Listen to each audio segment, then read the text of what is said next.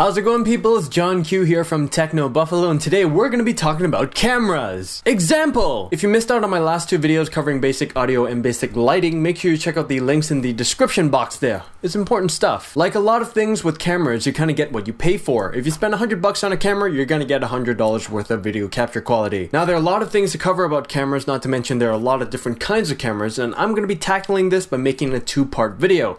This is part 1, which you're watching right now. So for part 1, I'm going to go over some beginner cameras as well as budget cameras, and for part 2, I'm going to go over some prosumer cameras, high-end consumer cameras, and of course DSLRs, which I'm filming with right now. If you don't know what any of those guys are, then don't worry about it. So let's start off with the basics, shall we? Webcams! Webcams are pretty much as basic as you can get, and it's actually how a lot of YouTubers you guys know and love today got started.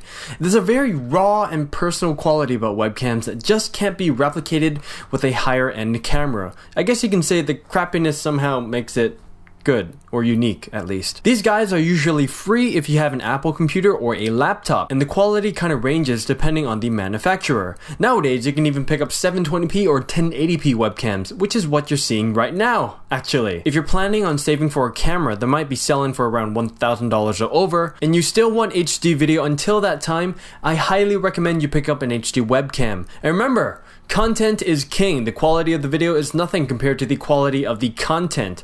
And having good audio helps, which you can record with a separate microphone right here. A massive downside to webcams, besides the quality, would be that you need a computer to use it. So you wouldn't be able to film in certain locations unless you have a laptop handy with you. Next to webcams would be cell phone cameras. I wouldn't have mentioned this before, but a lot of newer devices like the iPhone 4 support 720p HD video recording, not to mention direct video editing and direct upload to YouTube, which is very nifty. Personally, I'd recommend to use a webcam over a cell phone camera for recording video, simply because it might be tricky to stabilize the phone while filming, unless of course you have a special stand of some kind. If you don't, the only option is to kind of hold the phone in this kind of fashion while you film, which would usually result in shaky video. And I'm pretty sure a lot of people would prefer to see no video versus shaky video, because shaky video kind of makes you feel a little nauseous while watching it. It's just nasty.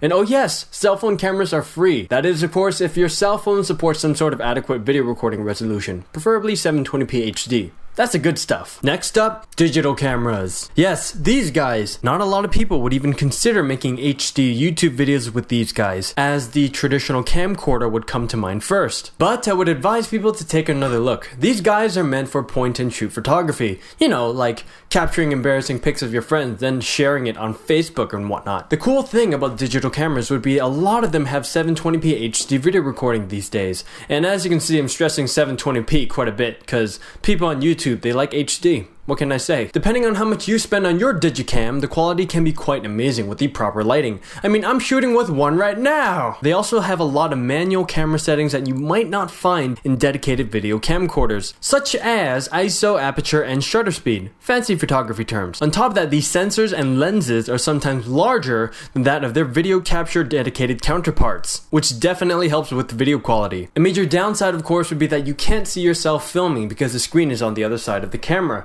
Sort of like what's going on with the oh so popular Flip Ultra HD, which is a video camera, sort of. It's extremely important to be able to see what you're filming, so that you don't accidentally film with your head being chopped off. How are you supposed to know what's being cut off? This is tricky, but I found a neat little solution. Go to your dollar store and pick up one of these mirrors on a stand. I use a tripod to film, and I highly recommend you do as well. Remember the shaky video quality? Insulting. On almost all tripods, you'd find this bit used to lock in the camera. What I do is I pull it out. Mount the camera onto the tripod, then use a guitar capo, which is a fancy guitar term for a guitar string clamp, to clamp the mirror behind the camera. Now, through the power of magic, not really, I can see what I'm filming. I mean, you don't have to have a guitar string clamp, I just happen to have one. Plus, I didn't feel like buying any other clamps. You save money that way. Depending, of course, on the brand of the digital camera, you can spend around $100 to $500 for one. This guy is the Panasonic Lumix ZC7. Goodness, I hate serial numbers. And it cost me around $420 after taxes.